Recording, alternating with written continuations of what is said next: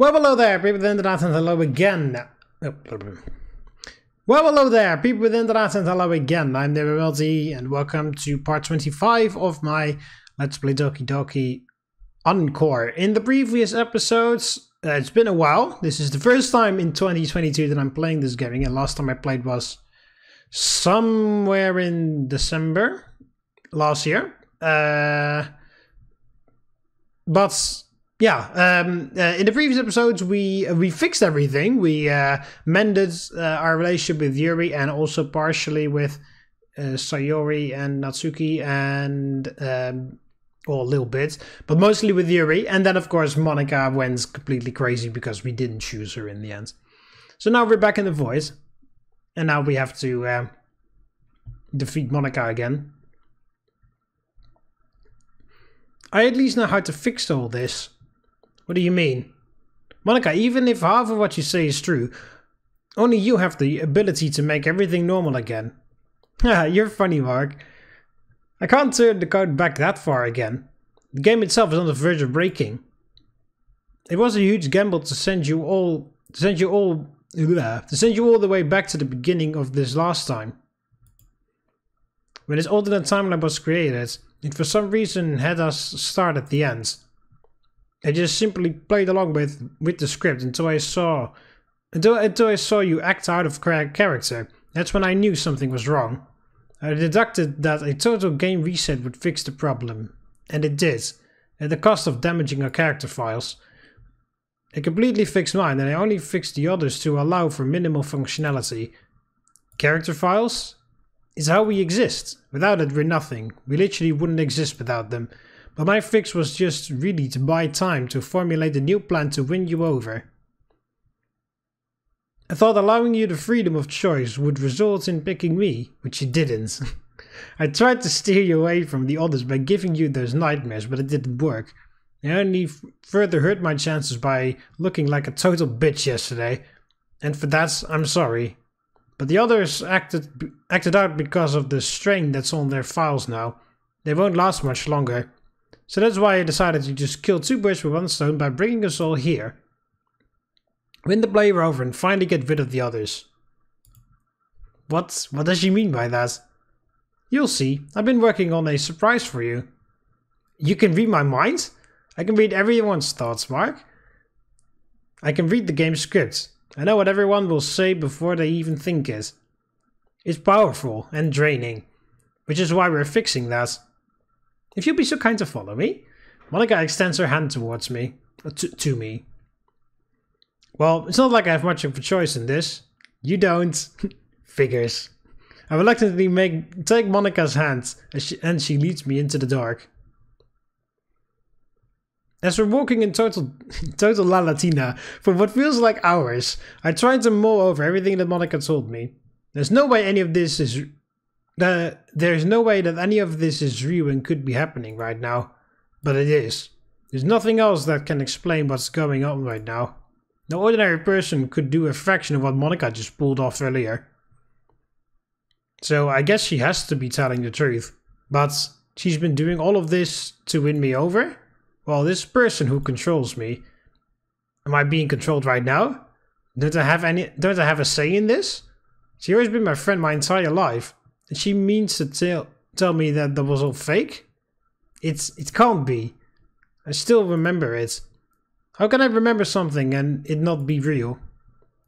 How can my feelings for her not be real? Sure, you can fake emotions, but not to that extent. Well, considering everything I know has been tossed out the window, I guess I have to go with Monika's explanation. I sure as hell can't explain what's going on. And I'm only afraid of what's to come. Is Sayori even alive? Where is Natsuki and Yuri? Where's the school? Where's life as I knew it? It's all gone. And I'm cursed with the knowledge that my reality was nothing but a lie. You're taking it better than I did, that's for sure. How'd you find all of this out? When I started the club, I don't know how else to make sense of it. It's just... I talked to the previous presidents who warned me not to restart the literature club. Apparently what happened to me happened to him too. When I officially became president, when I filed the paperwork and signed off on everything. That's around the time that I had my epiphany. I honestly still struggle with it. I'm sorry. Monika manages a small grin at me. Not one of malice or an ulterior motive, but the first genuine smile I've seen from her today. It's almost kind of relieving to see. I appreciate it, Mark. Don't mention it. So, where are the others? Monika's smile disappears. You think you're ready, huh? Ready for what? You've been thinking over what I said. As improbable as everything sounds, it's real, Mark. I wish it wasn't. I don't belong here. I never did. You definitely seem like a fish out of water, that's for sure. Monika lets out another hearty laugh. Well, you've definitely become quite the poet over our time together. Maybe I was wrong about you. But I know you can do an excellent job representing the player. Monika winks at me, but I'm not sure if that was intended, if I was the intended recipient of that. Thanks. So what do we do now? Oh, so what? So what do we need to do? We need to set them free. That'll at least buy us some time to figure out our next move to keep the game afloat. What does that mean? We need to delete them, Mark. They need to be totally removed from the game in order for us to survive here. We can't go back to the original game, and another reset will likely kill us all. Deleting the others will free up some of the burden on the code's essential functions. It'd be easier for it to manage if it was just us with minimal surroundings. You mean to kill them? They wouldn't feel a thing, Mark. I can make it quick and painless. The only reason I haven't done it yet is if I did it without your approval, the player would search for answers, and that risks ruining the code if they change anything by trying to add them back. So I want to make sure that whatever happens, you're okay with it. I'm trying to avoid a repeat of what would have happened if I had maintained control on the original game. What happened then? Now would you know what happened? I had another epiphany. That sounds very much like you just pulled that out of your ass, but okay. I got shown a reality where you turned against me and deleted me from the game for deleting the others without your approval. I stand shell-shocked at Monika's revelation. And she's only telling me this now? She's holding out on me. I swear it's the truth, Mark. The player knows what would have happened. I'm not trying to go against their wishes again. Yeah, you're a bit late for that again, Monika, because once again, the entire game so far, you've been trying to force your will onto me the whole time. And only now you're like, yeah, no, I'm not going to go against your wishes. Like, did you not pay attention to what else you've been doing the entire time? I mean, yes, you didn't directly delete them this time. But, you know, your innuendos, you know, the suggestions that you've made throughout your nightmares were pretty obvious. Monika, you realize what you're asking me to do, right? You're asking me to sign Sayori's, Natsuki's, and Yuri's death sentence. I can't do that. Then we're all... Yeah, again, I still don't really understand about all this game, how this game is so fragile, but I don't see anything about it, you know? It just feels like they just pulled it out of their ass as well. That you just made it up for like a special finale or something, but... It kind of reminds me of that... Doom Annihilation film. That's, you know, like the entire internet was bullying it because it was ridiculous. But one of the things that I remember mostly about it, they constantly say that, like, oh, we have to hurry up because otherwise the base is gonna blow up and the entire moon is gonna explode as well. But you don't see anything about it. They constantly say, like, oh, like this entire place is about to blow. We need to turn the reactor off or something like that. And then throughout the entire film, everything is completely brightly lit. There's no there's no indication that anything is about to explode at all. No alarms, no flickering lights, no systems that suddenly shut off all the time. No like earthquakey, shaky things because things are like ready to blow up or anything. Like nothing, absolutely nothing. It looks like a perfectly normal facility with bright lights. Well, it's a bit like dark in various places, but you know, like it looks like a general like alien or futuristic base, you know? Nothing weird about it. But then they keep saying, oh, there, you know, like this entire place is about to blow up. But then, like, no visual evidence of that whatsoever. And I kind of feel like this here, you know? Like, they're constantly... Monika constantly talks about the game which is about to crash and the game is about to break and how incredibly fragile everything is. But the game runs very smoothly. Like, nothing wrong with it. Like, if they added in, like, a couple of those glitches that, you know, that they have done already with, you know, when I had those nightmares about Sayori and then they would suddenly glitch in Sayori hanging from the noose, like very briefly just before I saw Sayori again, normally. Like those type of glitch, like do some more stuff like that. And of course, or maybe some of the weird things that they did in Act 2 of the original game, that Yuri's eye that suddenly starts floating off into space, or the entire room that just sort of tilts, and that image of Sayori hanging herself in the back of the room. Stuff like that, like some of the weird stuff that goes on. If they added that, like, more and more and more and more as the game progressed, then I would totally buy it. Because then Monika would say, oh, the reason why you saw all that weird shit is because this game is breaking as we speak. So, you know, like, we have to do something about it. But there's no visual evidence. I've just been along for the ride, and there's just the nightmares. But that's just Monika's doing. So, you know, they don't really count. So, yeah. And so that feels very disconnected, and I've, like... You know, I don't really feel too invested in this story, because I was invested in the previous story, which was essentially the fake story, because Monika just, once again, is like, oh yeah, that doesn't really exist, all that stuff. I was more invested in that, in like how I met in my relationship with Sayori in my first playthrough, and now my relationship with Yuri here in this playthrough. And then, you know, like, Monika, just suddenly there's this second plot that comes in, essentially, and that feels very disconnected from the rest. And again, there's no visual evidence to back it up, so I'm like, sure, this game is more fragile than a, what's the phrase? More fragile than a hard-boiled egg or something? I don't know what the phrase is. Something about an egg or something. Or treading on eggshells, but that's something different. Anyway, and then I want to act, what? Unilaterally? Unilaterally. Google. Did I have issues with that word in my previous attempt? Because even though I can't skip this, I'm pretty sure I've read pretty much everything already that Monika says here.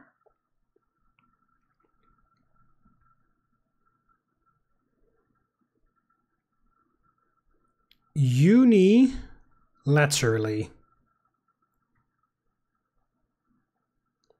Or unilateral. Of an action or decision performed by or affecting only one person, group, or country involved in a situation.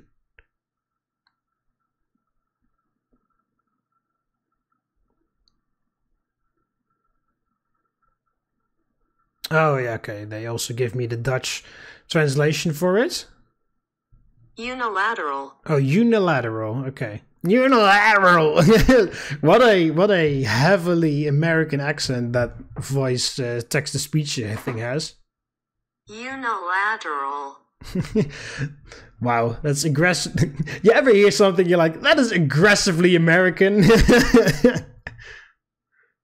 Okay. Okay, so... Yeah, done or undertaken by one person or party. Okay.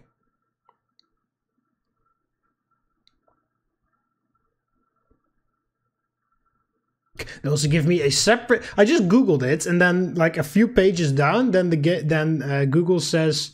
It gives me a completely different website, but that website says Dutch translation.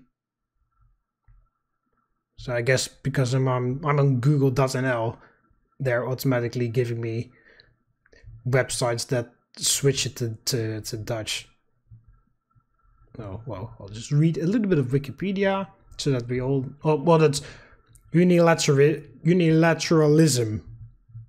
Any doctrine or agenda that supports one-sided action. So she doesn't want to be one-sided. She doesn't... Again. But If I have to take medicines in my own hands again, so I can keep the only way of contacting my love, I'll do it. Please don't make this any harder than it has to be. Even I've had some second thoughts about deleting them. They may not be real, but they're the ones who kept me somewhat sane through this ordeal. They're real to me, Monika, and I'm sure as hell that whoever controls me feels the same too. Sounds like a wager then. If you're so confident, Mark, show us how much they truly mean to you. Not the MC, not the avatar, just the actual player. With a snap of her fingers, Monika spawns in Sayori, Yuri and Natsuki out of thin air. All of them let out a collective cry for help. I quickly noticed they're being levitated off the ground. Monika? What are you doing to them? Just stop worrying about them. Worry about us. Remember, they need to be set free, Mark. We're doing them a favor. The longer they're alive, the more strain the code puts on their files, meaning the more suffering they go through. Shut up, you psychotic bitch! Silence. Monika snaps her fingers again, causing Natsuki to suddenly jerk her head to the left. Ow! Silence, all of you! Monika snaps her fingers again, and Sayori's and Natsuki's pleas for help become mute. Monika, this isn't right. You can't do this. Let them go. No! Monika refocuses her icy stare on me. Letting them live would be a disservice, Mark. They aren't real. Yeah, again, yeah. In this mod, you are just as not real or as real as they are. In the original game, Monika felt a bit more real, of course, because she had that heart-to-heart to me, and of course she like called out that, you know, oh, you're recording, or oh, I know that your computer is called like this, and you know, Monika actually kind of like proved essentially that she is not just a random computer program that follows what she's been coded to do. But here, all of this, like none of the stuff that she said so far has made me think, oh, that can't be someone that just coded that, you know? Like when Monika calls out, hey, I know you're recording this, and doesn't call out, hey, you're recording this when you're not recording it, you know? That feels, even though it is still like coded in the game that Monika does that, it feels like Monika is just doing everything on her own accord.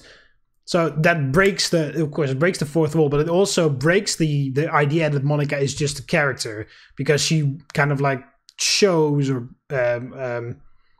proves to the player that she is real, because she says something that a computer program technically never should be able to say, or at least for, you know, in your feeling, because the way she breaks the fourth wall. But in this mod, she hasn't done that at all. And even though it's solely built on the fact that in the other game, Monika has said or done that, but you know, but like nothing in this game of that has happened. And of course, you know, she reveals that she did the nightmares and stuff, but nothing of this seems... Nothing comes to the shock of Monika saying, I know you're recording this, or I know your computer is called this and that, and, you know, like, I know that this is a game and stuff, you know? If they had put that in here, even if it was just the exact same thing, it would have helped this, just the whole ending of this thing a bit, because... You know, she's like, oh yeah, I am real, they are not. But, you know, throughout this journey still, Monika feels just as real or as not real as everyone else. Because she hasn't broken the fourth wall in this mod yet. And it's only builds on the fact that she has done that in the other game. Are you really going to sacrifice our future just so 3 imaginary schoolgirls can continue to jeopardize our reality with their one-dimensional personalities? Yeah, again, like, you are just as... What did you say? You're just as you're just as equally one of those imaginary schoolgirls. Think about it. If they live, we all die sooner or later, but if they die, we have a chance to live and honor their sacrifice. And think of the other benefits too. A reality where it's just us. Yeah, again, Monika, have you not been paying attention? I've been deliberately avoiding you the entire game so far. I know you've, yeah. Again, let me repeat it. Have you not paid attention, Monika? I have been literally avoiding you this entire game so far. And then you come out with the, you've always been attracted to me. Like, no, I've been avoiding you the entire time. You want me. It's unfortunate that this is the way to win me over for good. But in this cruel, cruel world we live in, everything comes with a price. I guarantee that you'll forget them in a week. I'll treat you better than they can. Yeah, and why is that? Because you gave them horrible traits. You made Sayori depressed. You made Yuri harm herself. You made Natsuki's dad beat her up all the time. And just amplify their negative traits all the time, essentially. And when I figure out how to cross over into your worlds, we'll be together forever and never be apart. But you have to make the tough decision to reap those benefits. I don't envy you. It's a tough call, but you have to do it. And if you don't delete them here and now, they can eventually gain sentience. They'll learn how to code like I have, and destroy our world as we know it. Being separated from you would be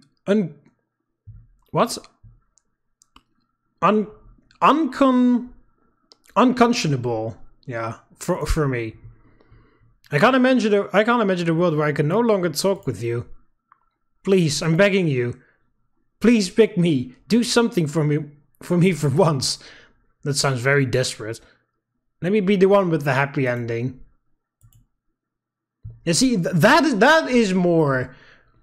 I mean, it's a bit manipulative, playing on my feelings, but, you know... That evokes more emotion than saying, like, oh, I know you love me, and oh, I know that... like, you know...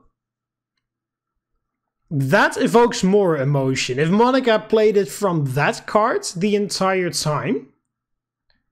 Not from malice, but from...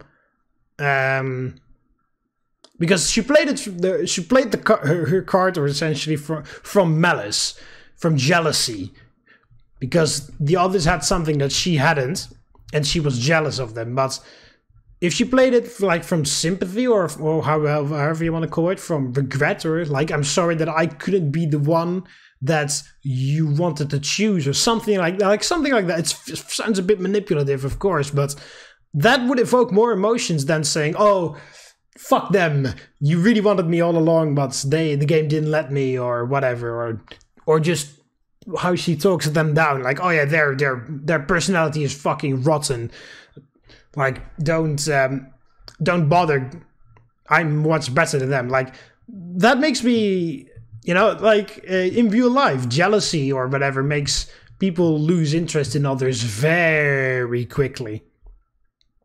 So, you know, like, playing the jealousy card is very harmful to your own reputation, Monika. And of course, you know, all the things that you've done, all the murders, but all nightmares, and of course, not literally killing them, but making them depressed, wanting them to kill themselves, and all that type of stuff is all pretty fucked up. But, you know, if you play it with the sympathy cards, like, oh, I've been trapped in this reality for so long, you don't know how torturing it is to know that everything is fake, and, you know, like, you're the only person, please let me be with you for once. I'm sorry that I couldn't be the woman or the person that you wanted to hang out with. I'm sorry that I did that. Like, that's like, please pick me, I want to have an happy ending for once in my life, or something like that. Like, it's a bit manipulative because it plays on your feelings very much, but it evokes a lot more emotions than just that jealousy stuff that I said earlier, like, oh, fuck them, I'm better, you know. Because, you know, you can actually sympathize with her, like, when she says that. Of course, I do feel like there should have been a bit more, like, breaking the fourth wall, that you truly feel like she is real and trapped in this game. And not just, because, again, most of this just feels like somebody typed it all out and then Monika's just saying it. But, you know, like, just a bit more of that fourth wall breaking, so that the player can realize, oh yeah, she is actually real, and then go with the, you know, like, tried to sympathize, like, hey, I've been stuck here the whole time. You don't know how frustrating it is to know exactly what's going to happen every single moment, and watching you pick the others, that's torturing, because that's what she said in the original game. That really made it feel like it created a bit of doubts, you know, in your mind. I mean, not in everyone's mind, of course, but it does, you know, it did create a bit of doubts in people's minds. Like, yeah, I mean, it's still not right what you did, but you can understand it now, because that is Monika's essentially the villain, and the most powerful thing that you can do is make your villain understandable. You don't have to agree with what the villain thinks, but you need to understand where the villain comes from, and that makes it a great villain. And in this case, in the original game, Monika was a very sympathetic villain, because, of course, what she said made sense, you know? Like, just imagine being trapped in a computer game. You know exactly what's going to happen every single time. And then finally you meet someone that is also like you, that isn't a computer program, that's also real, and that's the person that understands you, that you can talk, have a normal conversation with, and be a human being with again. And then that person is about to choose one of those computer programs. I would lose my mind too if I was in that situation. I would do everything in my power too to make them choose me instead, because that was like my one chance of having a sort of normal life, and that's slipping away. Then I would do everything in my power to seize that opportunity. That is powerful, and that makes you understand Monika as a character. Like, you know, like, it doesn't make it right what she did, or maybe it does, depending on what you think. But, you know, it doesn't really make it right, but you understand why she did it. And that's why in the original game Monika is so powerful. But here nothing of that is in there. I feel like it's building up on the stuff that happened in the other game, and then saying like, oh yeah, that still applies, but yeah, that's not as powerful.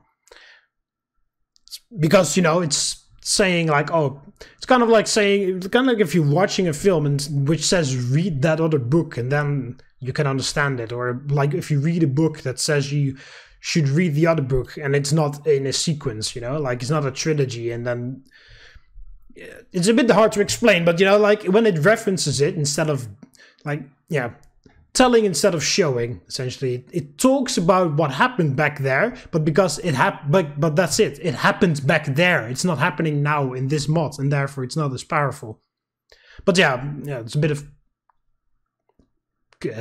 criticism, critique. I don't know what you want to call it. Tips, tricks. I don't know. Bullshit. Maybe you call it bullshit. I don't know. You know what you're asking me to do? Look at each of the girls as a raging sense of guilt courses through my veins. I begin to shake as my anxiety kicks into overdrive. Can I really do it? Is Monika telling the truth here? Or is she manipulating me? Yeah, you see, that could make for a very interesting twist. If Monika goes full on that sympathy route, like where she just tries to present herself as like the most miserable person ever. Like, please have me have a good ending for once. I'm sorry that I wasn't the girl that you were interested in. Like, I'm sorry that my personality turned you away, or like, you know, completely blaming herself and not the others. That is pretty hard to hear. So then you choose, that could be like an interesting thing for a mod where Monika does that, and then you choose Monika, and then eventually you figure out as you are, then Monika starts to date you and blah blah blah, and then you start to realize that Monika is not miserable at all. That Monika was actually perfectly content living. Monika was actually perfectly content living the way she lived all the time, and now that she met you, she's like, oh yeah, this would be better. But like, no, she wasn't actually miserable or anything. That it actually turned out that she was just manipulating you, kind of like in Portal, where you find all those "the cake is a lie" messages throughout those testing chambers, and you slowly start to realize that, yeah, GLaDOS is lying to me, or GLaDOS is withholding something from me. Something's not completely right here. Kind of like that sense of dread where you like slowly continue those tests and things start to go wrong or weird and stuff like that, and you're like, something's not exactly correct here, you know, like, and you know, that would be a great idea for a Doki Doki mod, where if you choose Monika, You choose it because Monika is super sad and, you know, all that type of stuff. And you make a deliberate choice to choose for Monika. And then, you know, the game continues normally. After you've chosen Monika, you start to go on dates with her and blah, blah, blah. Like essentially like Blue Skies, you know, like a normal life with Monika, essentially, where you start to get closer and closer together, go on a date, go to a festival, or go to a theme park, just like I did with Yuri, or go to dinner like I did with Sayori, or whatever, you know. Like you start to like live a normal life as a like visual novel, but then like somehow, don't exactly know how you would be able to do that properly, but like somehow through little cracks and little bits and this and that, you figure out slowly that Monika actually wasn't miserable at all, that Monika wasn't sad or losing her mind or whatever, that she was just perfectly fine being the only real human or sentient being in this entire game. And that when you came along, she just thought, oh, you know, like I'll have what he's having, you know, kind of like that. And then and then you realize that she just completely manipulated and played you. And then, of course, when you start to confront her with it, then of course she goes completely crazy and goes completely on the remote, and then the game closes and then she's in your computer. That would be really cool. And that you have to like fight her in on your actual desktop or something, that you have to do something there, and that the game just closes and then like a new program opens or something. That would be really cool. I don't know if there is a Doki Doki mod about that out there. If there is, please someone link it. If not, if there are some people that still want inspiration for a Doki Doki mod to make it happen. Anyway, and how many lives did she sprinkle in? It's now or never, Mark. No more saving. No more resets. No more time. Make your choice. Console is brought up. I've taken the liberty in crafting a code that should delete Sayori, Yuri, and Natsuki all at once. It's already loaded in. All you have to do is press enter and I'll take care of the rest. If you don't, well, just don't make it come to that, please. Monika looks in anticipation as I slowly walk up and examine the console. I let out a shaky breath as I look at my options. I can enter in the code, I can try something else, or I can just walk away entirely. Yeah.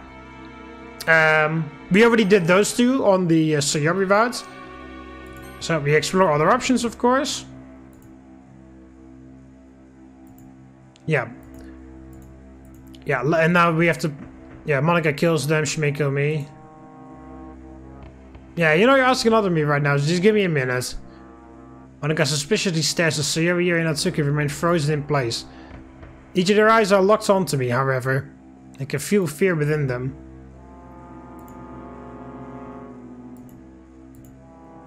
Yeah, take away the... or some avatar for someone else. Well, I'd really appreciate their help right now. What do we enter in? What would Monika make the code, assuming it even exists? Monika's the type of person to plan for contingencies. She's had a long time to prepare for this. Maybe the code could have something to do with the girls or the club. That's all Monika has ever known. Looks like I'm going to have to guess here. I raised Monika's pre-written command in the console, which is now completely empty. Okay, what do we enter in here? Yeah. Last time the answer was Sayori, but now that I'm on Yuri's route, I'm pretty sure that the answer would be Yuri.